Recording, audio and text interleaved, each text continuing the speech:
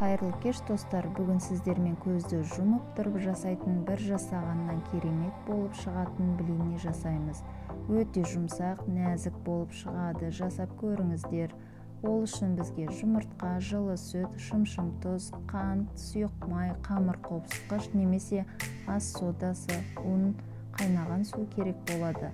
Алдымен жұмыртқаны, қантты салып жақсылап араластырамыз. Жылы сүтімізді құйып тағы да араластырамыз. Ұнымызды қамыр қопсытқышпен араластырып аламыз.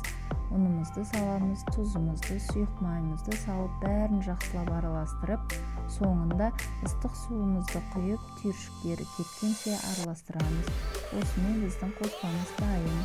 Енді қызып тұрған табаға кішкене ғана сұйық май жағып, құймақтарымызды құйып пісіріп, екінші бетін аударып пісіреміз. Келесі құймақ пісіргенде сұйық май қолданбаймыз. Бір жасағаннан керемет болып шығады. Жан-жақтары қатты болмайды. Жасап көріңіздер.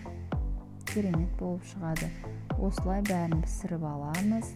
Өте жұмсақ, сондай нәзік, дәмді болып шығады.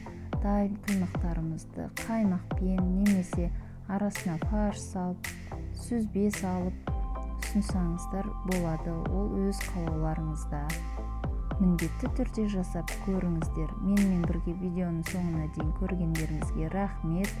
Жасап, үйде бала-шағаларыңызды, қонақтарыңызды қуантыңыздар.